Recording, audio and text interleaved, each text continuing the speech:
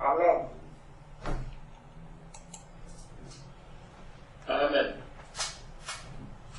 Amen.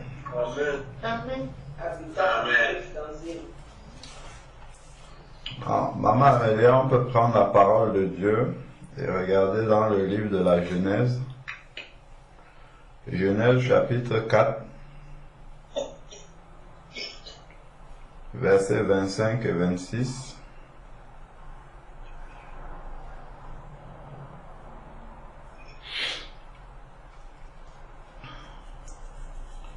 Genèse chapitre 4, versets 25 et 26. Il est écrit que Adam connut encore sa femme. Elle enfanta un fils et l'appela du nom de Seth, car elle dit: Dieu m'a donné une autre descendance à la place d'Abel que Caïn a tué. À Seth aussi, il naquit un fils qu'il appela du nom d'Enoch. C'est alors que l'on commença à invoquer le nom de l'Éternel. Donc, d'après ce passage-ci, Abel, en mourant, n'a pas eu de descendance. Et donc, c'est Seth que Adam a eu de Ève, qui a eu une descendance après. Donc, Abel, lui, n'a pas eu de descendance. Bon. Si on regarde au verset 17 aussi, toujours dans Genèse chapitre 4, Caïn connut sa femme, elle devint enceinte et accoucha Enoch. Il bâtit ensuite une ville et donna à cette ville le nom de son fils Enoch. À Enoch naquit Irad. Irad engendra Mehujaël. Mehujaël engendra Methushaël. Methushaël engendra Lémec. Lémec prit deux femmes, appelées l'une Ada et l'autre Sisla. Sisla accoucha de Yabal. C'est lui l'ancêtre des éleveurs nomades. Donc, nous voyons ici la descendance de Caïn. Donc Caïn connut sa femme, donc Caïn avait une femme, et Seth aussi avait une femme.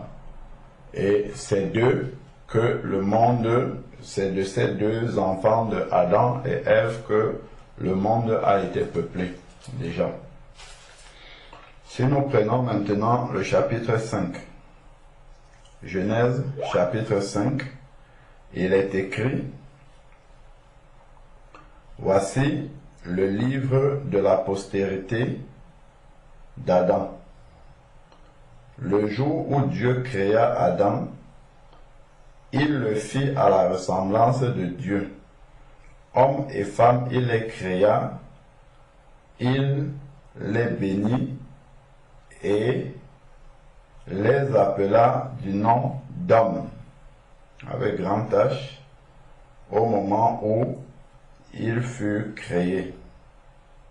Adam, âgé de 130 ans, engendra un fils à sa ressemblance, selon son image. Il lui donna le nom de Seth. Donc ça, c'est après Abel, à 130 ans. Les jours d'Adam, après la naissance de Seth, furent de 800 ans. Il a vécu 930. Il engendra des fils. Voici la réponse, maman Amélia, et des filles. C'est là qu'il y a la réponse. Je relis encore. La durée totale, non, on va reprendre au 4. Même au 3, Adam engendra de 130 ans, âgé de 130 ans, engendra un fils. à sa ressemblance, selon son image. Et il lui donna le nom de Seth. Les jours d'Adam après la naissance de Seth furent de 800 ans. Il engendra des fils et des filles, dont Adam et Ève ont eu d'autres fils et d'autres filles. Donc ici, ça fait en sorte que dans la population issue de Adam et Ève, il y avait des filles aussi et des fils. Donc à ce moment-là, pour peupler la terre, à l'origine, Dieu a certainement permis que les frères puissent se marier entre eux, puisque Adam et Ève eux-mêmes déjà sont les créatures de Dieu et sont frères et sœurs. Jusqu'à ce qu'à un moment donné, Dieu a arrêté que ça puisse se faire ainsi, parce que les familles étaient déjà suffisamment, suffisamment nombreuses pour qu'ils ne puissent plus avoir ce type de mariage-là. Donc voilà de ma compréhension la réponse à cette question-là. Amen. Amen. Amen. Amen. Je peux ajouter quelque chose par rapport à cela. Sur le dernier point par rapport à la façon dont Dieu a procédé. Prenons Romains chapitre 7.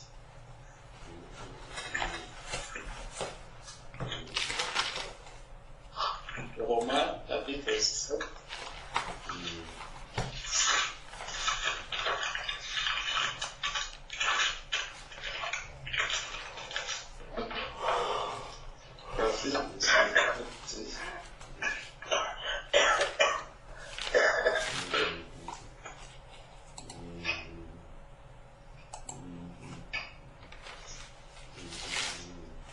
Romains chapitre 7, verset 7. Il est dit, que dirons-nous donc? La loi est un péché, loin de là. Mais je n'ai connu le péché que par la loi, car je n'aurais pas connu la convoitise si la loi nous dit, tu ne convoiteras point. Donc, ce verset-ci vient nous rappeler que pour que l'homme connaisse ce que c'est que le péché, il a fallu que la loi arrive. Donc, l'homme pouvait, si la loi sur le vol n'existait pas, l'homme peut voler sans que cela ne soit considéré comme un péché. Si Dieu n'a pas encore révélé à l'homme, donné la loi sur le péché. De la même manière, quand on regarde, par exemple, je vais prendre le cas par exemple au Cameroun, où on parlait du tribalisme. Il y avait un problème sur le tribalisme. Donc, depuis, les gens pouvaient parler du tribalisme et autres, mais je crois à la fin de cette année, une loi est sortie où on interdit justement des propos tribalistes. Donc, dès cette loi, le tribalisme est maintenant condamnable au Cameroun. Avant la loi, le tribalisme n'était pas condamnable. C'est la même chose avec le péché. Et on voit donc que quand on prend par exemple Lévitique 18, dans Lévitique 18,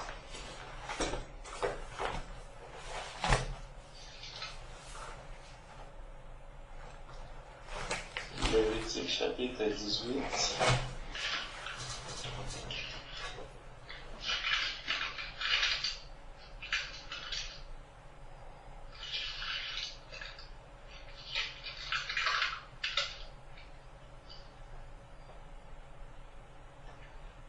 Lévitique chapitre 18, à partir du verset 6. Nul de vous ne s'approchera des... Bon, commençons même au verset 1. L'Éternel parla à Moïse et dit, parle aux enfants et tu leur diras, je suis l'Éternel votre Dieu.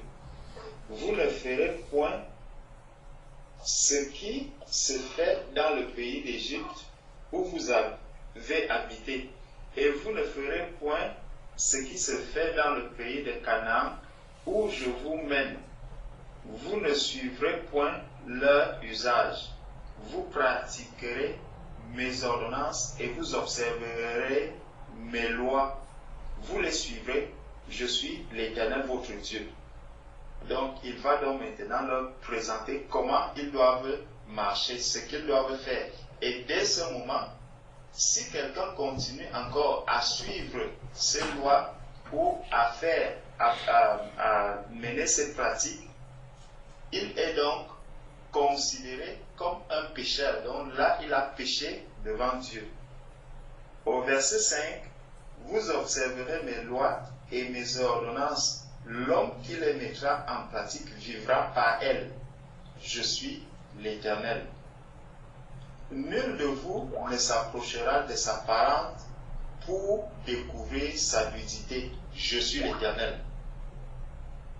On voit le Seigneur donne une loi. Il vient préciser qui est l'auteur de cette loi. Donc il met sa signature. Je suis l'Éternel. Tu ne découvriras point la nudité de ton père, ni la nudité de ta mère. C'est ta mère. Tu ne découvriras point sa nudité. Tu ne découvriras point la nudité de la femme de ton père. C'est la nudité de ton père. Tu ne découvriras point la nudité de ta sœur, fille de ton père ou fille de ta mère, née dans la maison ou née hors de la maison. Tu ne découvriras point la nudité de la fille de ton fils ou de la fille de ta fille, car c'est ta nudité. Tu ne découvriras point la nudité de la fille de la femme de ton père, née de ton père, c'est ta sœur. Tu ne découvriras point la nudité de la sœur de ton père, c'est la proche parente de ton père. Tu ne découvriras point la nudité de la sœur de ta mère, car c'est la proche parente de ta mère. Tu ne découvriras point la nudité du frère de ton père. Tu ne t'approcheras point de sa femme, c'est ta tante. Tu ne découvriras point la nudité de ta belle-fille, c'est la femme de ton fils. Tu ne découvriras point sa nudité. Tu ne découvriras point la nudité de la femme de ton frère, c'est la nudité de ton frère. Tu ne découvriras point la nudité d'une femme et de sa fille. Tu ne prendras point la fille de son fils, ni la fille de sa fille, pour découvrir leur nudité. Ce sont tes proches parents, c'est un crime. Et ça, c'est des pratiques qui se font encore aujourd'hui, où vous allez voir quelqu'un qui prend la mère, il prend encore la fille. Le Seigneur considère cela comme un crime. Il dit que c'est un crime. Donc, dès ce moment-ci, quelqu'un qui le pratique, il a commis un crime devant l'Éternel. Tu ne prendras point la sœur de ta femme pour exciter une rivalité en découvrant sa nudité à côté de ta femme pendant sa vie. Quand vous voyez quelqu'un qui épouse deux sœurs, c'est une abomination devant le Seigneur. Le Seigneur n'accepte pas cela. Tu ne t'approcheras point d'une femme pendant son impureté menstruelle pour découvrir sa nudité.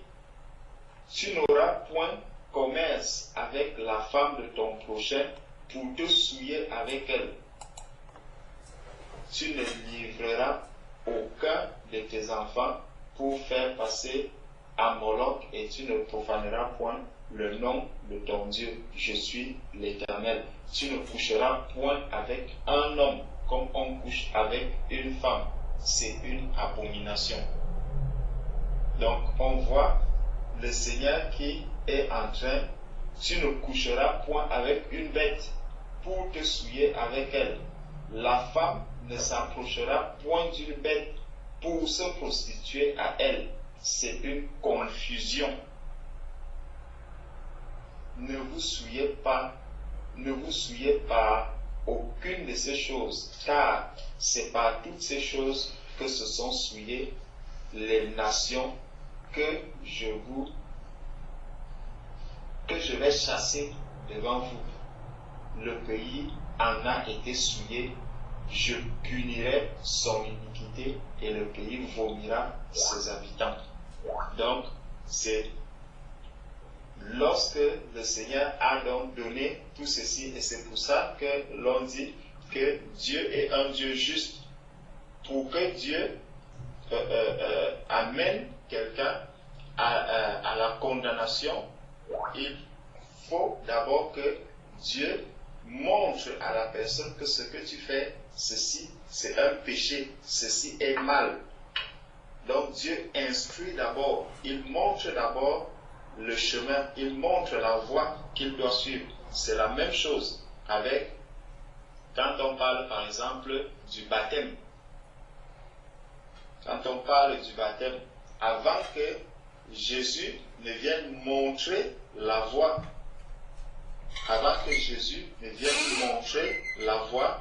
les gens pouvaient utiliser, je parle même seulement du baptême, le sacrifice que les gens faisaient. Les hommes pouvaient tuer les animaux, faire tout ce qu'ils voulaient, mais dès lors que le sacrifice ultime a été fait, celui de Jésus-Christ, aujourd'hui, peu importe les sacrifices que les hommes peuvent encore faire, ces sacrifices n'ont aucune valeur. C'est une perte de temps devant Dieu, parce que Dieu leur a montré qu'il y a le chemin qu'ils doivent suivre, c'est le chemin que Jésus-Christ est venu tracer. La repentance, le baptême, la marche, la communion fraternelle, c'est le chemin que Jésus est venu montrer. Donc c'est ça maintenant le modèle qu'il faut suivre. Donc Dieu instruit avant que la chose ne devienne c'est à partir de l'instruction que le Seigneur donne qu'on peut considérer maintenant que c'est un péché. On va voir même dans Abraham et Sarah. Sarah était effectivement comment on peut dire, la sœur d'Abraham. Mais ils ont vécu ensemble. Donc, Dieu a permis que tout cela puisse se passer, que le monde puisse se constituer. Et c'est pour ça que lorsque Dieu a béni Adam et Ève, Dieu les avait bénis et il leur a demandé de se multiplier, en sachant bien que Adam avait été créé par Dieu, Ève avait été créée par Dieu, dont les deux avaient un même père. Et c'est eux qui sont nos arrière-grands-parents, les arrière-grands-parents de tout le monde, du monde entier. Nous sommes tous issus d'Adam et Ève. Donc, voilà ce que je pouvais ajouter. Amen. Amen. Amen. Amen. Amen. Amen.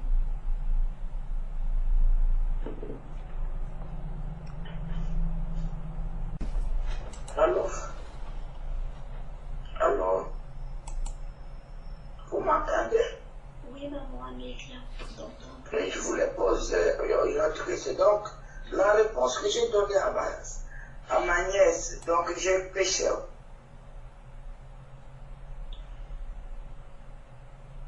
J'ai un problème de micro. C'est pour ça que souvent je n'arrive pas. Vous m'avez entendu? Oui, on t'a bien suivi, maman. Oui.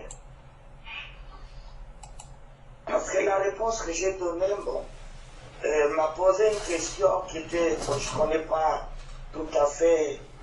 J'avais lu le passage, je lis déjà Genèse, j'avais fini mes méthodes et tout ça. Mais je n'avais pas eu la révélation là-dessus. Donc je l'ai lu comme ça. Je lisais comme je lis un livre au début. Mais je ne pouvais pas avoir la réponse pour leur donner. Donc moi, c'est la réponse au fait directe que je leur ai donnée à ce moment-là. Bon, il n'y a pas que eux qui posent cette question. Il y a beaucoup de gens qui en parlent et tout ça, surtout les païens, ceux qui aiment toujours donner une raison quelconque parce que bon, ils ne veulent pas suivre le chemin de Dieu. Et ils commencent à critiquer, ils commencent à parler là-dessus. Il y a eu déjà le péché à partir du commencement du monde.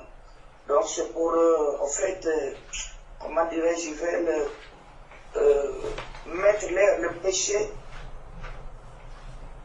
pour le péché, quoi, donc pour reconnaître ce péché-là, le péché de l'inceste.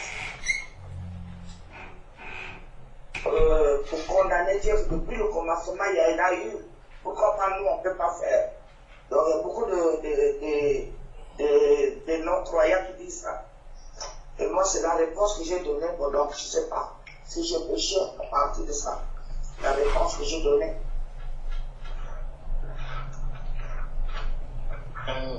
Maman Amélia, Oui. si je peux te donner un conseil, c'est que, en fait, en tant qu'enfant de Dieu, il faut toujours agir comme Dieu le veut. Tu comprends, maman? Oui, j'ai compris. Le Seigneur dit dans 1 Timothée, chapitre 2, verset 12, « Je ne permets pas à la femme d'enseigner. » Tu comprends? Donc, lorsque on te pose une question, parfois même si tu connais la réponse, tu vois, ou même si ce sont tes nièces, appelle un frère. Est-ce que tu comprends? Ce n'est pas montrer une faiblesse ou montrer que tu ne connais pas. Est-ce que tu comprends? Mais c'est justement parce que tu veux obéir à Dieu, tu veux faire la volonté de Dieu.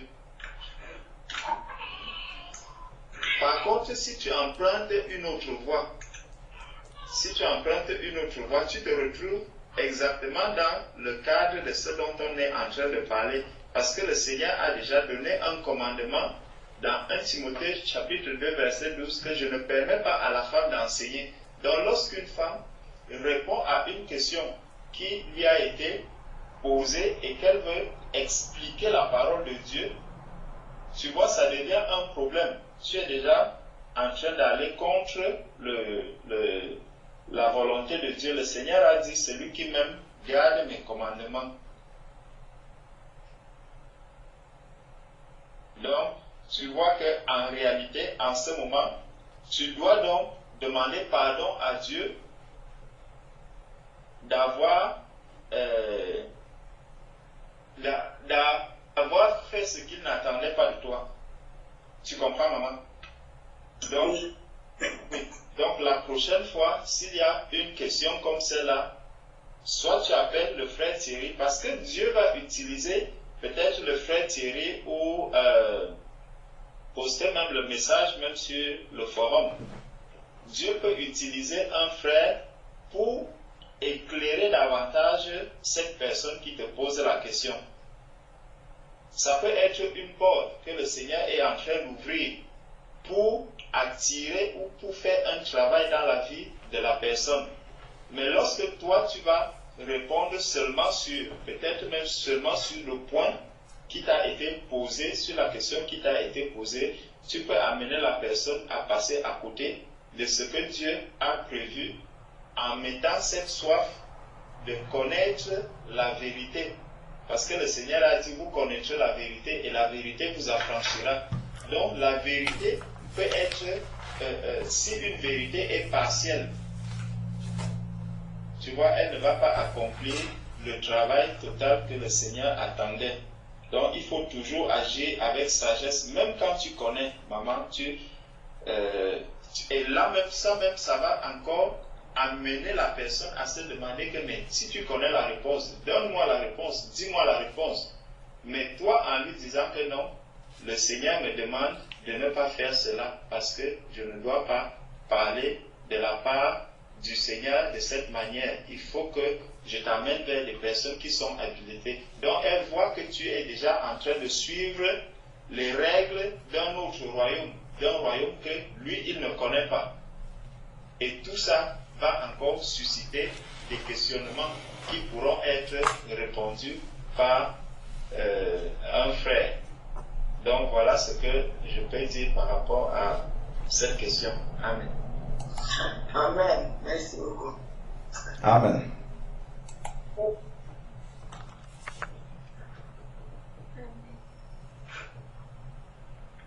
Amen.